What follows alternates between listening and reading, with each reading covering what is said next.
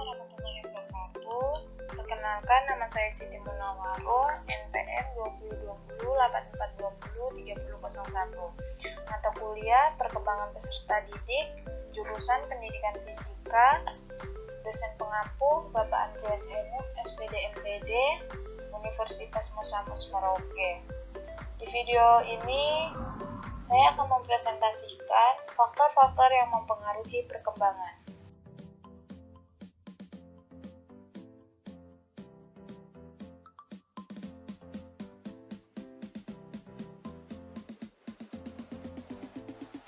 Faktor-faktor yang mempengaruhi perkembangan.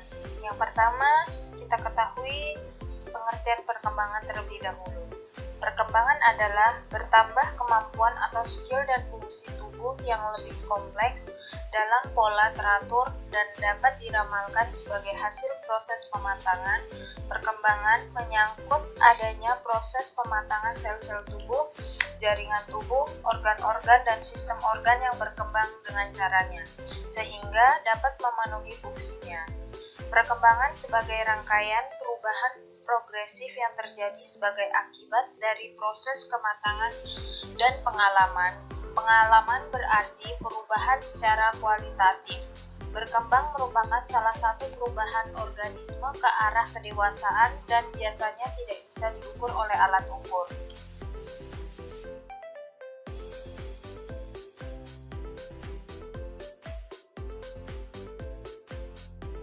Perkembangan berarti segala perubahan kualitatif dan kuantitatif yang menyertai pertumbuhan dan proses kematangan manusia. Perkembangan merupakan proses penyeluruh ketika individu beradaptasi dengan lingkungannya. Perkembangan terjadi sepanjang kehidupan manusia dengan tahapan-tahapan tertentu. Perkembangan manusia dimulai sejak masih bayi sampai usia lanjut. Kita masuk pada topik pembahasan, yaitu faktor-faktor yang mempengaruhi perkembangan. Kajian medik dan psikologi perkembangan menunjukkan faktor yang dipengaruhi oleh faktor bawaan. Kualitas individu yang sangat dipengaruhi oleh beberapa faktor lain, seperti faktor lingkungan yang tidak lepas dari pengaruh faktor psikososial. Baik faktor bawaan atau sering juga disebut faktor keturunan dan faktor lingkungan. Kedua faktor ini berbeda-beda antara individu yang satu dengan yang lain, sehingga menyebabkan perbedaan yang disebut dengan istilah individual difference.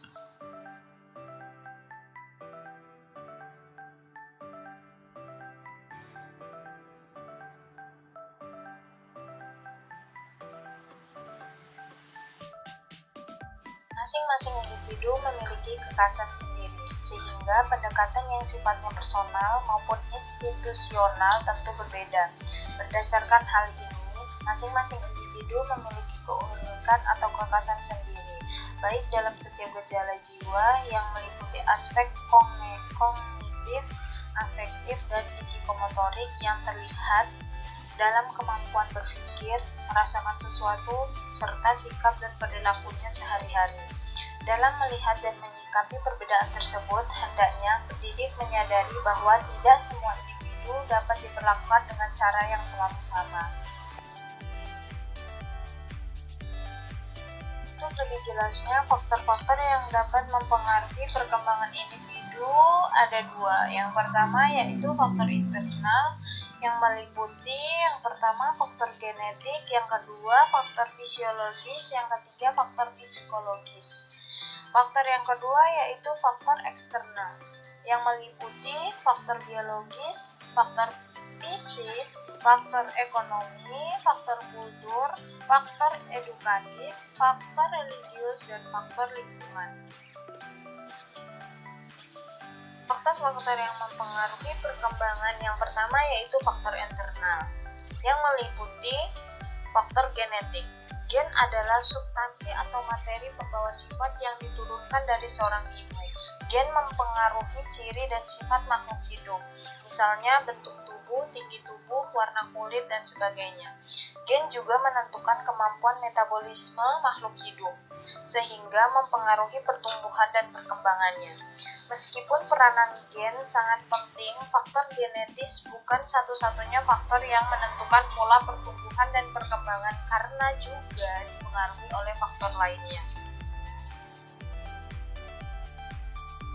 Adapun faktor internal yang kedua yaitu faktor fisiologis. Faktor-faktor fisiologis adalah faktor-faktor yang berhubungan dengan kondisi fisik individu. Faktor fisiologis yang mempengaruhi perkembangan peserta didik diantaranya adalah yang pertama, tubuh dan warna kulit. Tubuh merupakan bagian dari pertumbuhan dan perkembangan seseorang yang tidak bisa disamakan dengan yang lainnya. Begitupun dengan warna kulit seseorang. Hal ini akan sangat berpengaruh terhadap perkembangan seseorang sesuai dengan tahap perkembangannya. Yang kedua, faktor gizi atau asupan makanan. Kesehatan individu sangat tergantung pada pemberian gizi yang baik dan imbang. Hal ini merupakan faktor yang sangat penting dalam merangsang tumbuh kembang individu dan merangsang perkembangan otak dan sistem syarafnya, yang merupakan bagian paling penting dan menentukan tumbuh dan kembang individu. Yang ketiga, cacat dan penyakit. Kondisi individu yang cacat atau mempunyai penyakit tertentu tentu saja akan berpengaruh terhadap perkembangan anak. Pengaruh yang diberikan tidak hanya pengaruh pada fisik saja, melainkan juga secara psikologis. Adapun faktor internal yang ketiga yaitu faktor psikologis. Kondisi fisik yang tidak sempurna atau cacat juga berkaitan dengan persepsi individu terhadap kemampuan dirinya. Dalam hal kejiwaan, kapasitas mental, emosi, dan kecerdasan di setiap orang itu berbeda. Kemampuan berpikir mempengaruhi banyak hal, seperti kemampuan belajar, memecahkan masalah, dan berbahasa. Anak yang berkembang intelektual tinggi akan berkemampuan berbahasa secara baik. Oleh karena itu, kemampuan intelektual tinggi, kemampuan berbahasa baik, dan pengendalian emosional secara seimbang sangat menentukan keberhasilan dan kecerdasan dalam perkembangan sosial anak. Beberapa faktor psikologis yang utama mempengaruhi proses perkembangan siswa: hormon, kecerdasan, seks, motivasi, sikap, dan bakat. Yang pertama yaitu hormon. Hormon merupakan zat yang berfungsi mengendalikan berbagai fungsi di dalam tubuh. Meskipun kadarnya sedikit, hormon memberikan pengaruh yang nyata dalam pengaruh berbagai proses dalam tubuh. Hormon akan mempengaruhi pertumbuhan dan perkembangan pada makhluk hidup beragam jenisnya. Yang kedua, kecerdasan. Pada umumnya, kecerdasan diartikan sebagai kemampuan dalam mereaksi rangsangan atau menyesuaikan diri dengan lingkungan melalui cara yang tepat. Dengan demikian, kecerdasan bukan hanya berkaitan dengan kualitas otak saja, tetapi juga organ-organ tubuh yang lain. Yang ketiga, seks. Perbedaan perkembangan antara kedua jenis seks tidak tampak jelas. Yang nyata kelihatan adalah kecepatan dalam pertumbuhan jasmaninya. Pada waktu anak, laki-laki lebih besar dari perempuan, tetapi anak perempuan lebih cepat perkembangannya dan lebih cepat pula dalam mencapai daripada anak laki-laki. Anak perempuan pada umumnya lebih cepat mencapai kematangan seksnya, kira-kira 1 atau 2 tahun lebih awal, dan fisiknya juga tampak lebih cepat besar daripada anak laki-laki. Hal ini jelas pada anak umur 9 sampai 12 tahun. Yang keempat, motivasi. Motivasi adalah salah satu faktor yang mempengaruhi keefektifan kegiatan belajar siswa.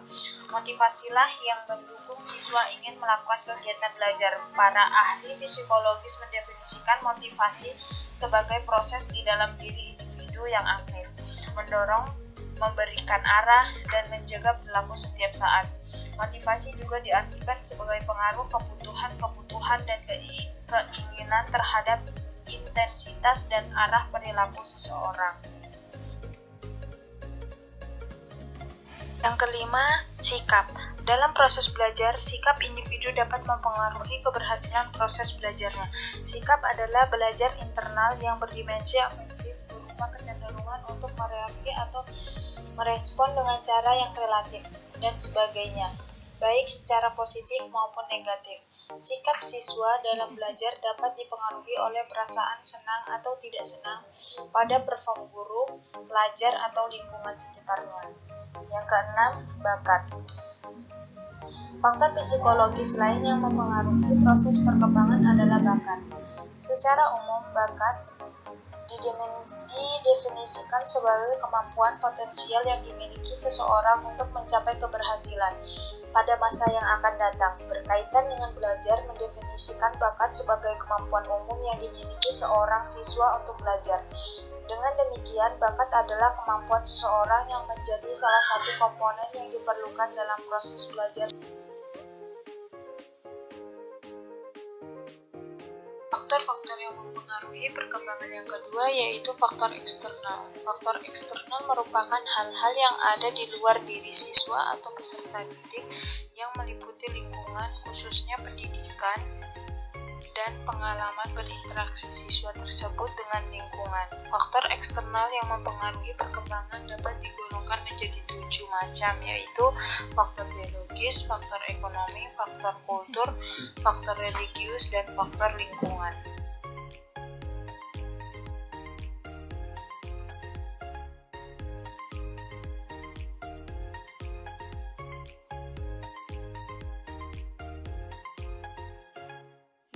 Eksternal yang pertama yaitu faktor biologis. Bisa diartikan biologis dalam konteks ini adalah faktor yang berkaitan dengan keperluan primer seorang anak pada awal kehidupan. Faktor ini wujudnya berupa pengaruh yang datang pertama kali dari pihak ibu dan ayah. Faktor eksternal yang kedua yaitu faktor fisik. Faktor ini mencakup kondisi keamanan, cuaca, keadaan geografis, situasi, dan kebersihan lingkungan, serta keadaan rumah yang meliputi ventilasi, cahaya, dan kepadatan hunian. Semua kondisi di atas sangat mempengaruhi bagaimana individu dapat menjalankan proses kehidupannya. Sebagai contoh, kondisi daerah yang tidak aman karena adanya pertikaian dapat menyebabkan tekanan tersendiri bagi individu dan proses imitasi atau peniruan perilaku, kekerasan yang dapat dipengaruhi dalam pola perilaku individu. Faktor eksternal yang ketiga yaitu faktor ekonomi. Dalam proses perkembangan, berapapun ukurannya bervariasi, seorang anak pasti memerlukan biaya untuk makan dan minum di rumah, tetapi juga untuk membeli peralatan sekolah yang dibutuhkan oleh siswa. Kehidupan sosial banyak dipengaruhi oleh kondisi atau status kehidupan sosial keluarga dalam lingkungan masyarakat. Masyarakat akan memandang anak bukan sebagai anak yang independen, akan tetapi akan dipandang dalam konteksnya yang utuh dalam keluarga anak itu. Faktor eksternal yang keempat yaitu faktor kultur. Di Indonesia ini, jika dihitung ada berpuluh bahkan beratus kelompok masyarakat yang masing-masing mempunyai kultur, budaya, adat istiadat, dan tradisi tersendiri. Dalam hal ini jelas berpengaruh terhadap perkembangan.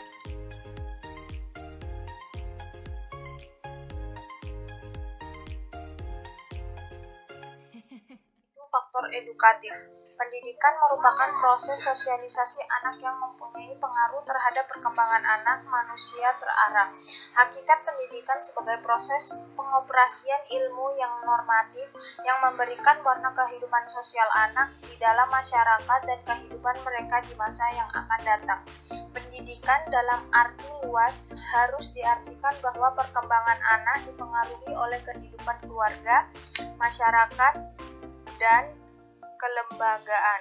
Penanaman norma perilaku yang benar secara sengaja diberlakukan kepada peserta didik yang belajar di kelembagaan pendidikan, sekolah. Adapun faktor eksternal yang keenam yaitu faktor religius. Sebagai contoh, seorang anak yang hidup di lingkungan yang kental dengan suasana religius, sudah pasti ia akan berbeda dengan anak lain yang tidak berada dalam lingkungan religi yang kental, yang sekedar berhitung oleh orang beragama, lebih-lebih yang memang tidak beragama sama sekali. Ini adalah persoalan perkembangan menyangkut proses terbentuknya perilaku seorang anak dengan agama sebagai faktor penting yang mempengaruhi, karena fondasi agama merupakan salah satu faktor yang sangat mempengaruhi dan berperan penting sebagai media kontrol dan dalam perkembangan peserta didik.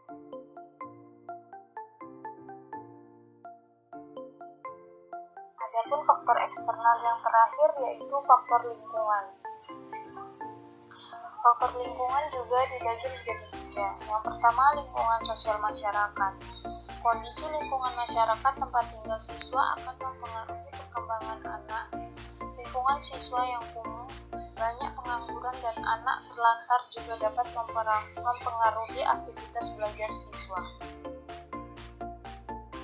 Yang kedua yaitu lingkungan sosial keluarga. Lingkungan ini sangat mempengaruhi kegiatan perkembangan belajar, ketegangan keluarga, sifat-sifat orang tua, demografi keluarga atau letak rumah, pengelolaan keluarga, semuanya dapat memberi dampak terhadap aktivitas belajar siswa. Hubungan antara anggota keluarga, orang tua, anak, kakak, atau adik yang harmonis akan membantu siswa melakukan aktivitas belajar dengan baik. Lingkungan yang terakhir yaitu lingkungan sosial sekolah. Seperti guru dan teman-teman sekelas dapat mempengaruhi proses perkembangan belajar seorang siswa. Hubungan yang harmonis antara keduanya dapat menjadi motivasi bagi siswa untuk belajar lebih baik di sekolah. Materi yang saya sampaikan telah selesai. Mohon maaf jika banyak kesalahan dan kekurangan dalam penyampaian materi di video ini. Sekian dari saya, terima kasih. Wassalamualaikum warahmatullahi wabarakatuh dan selamat siang.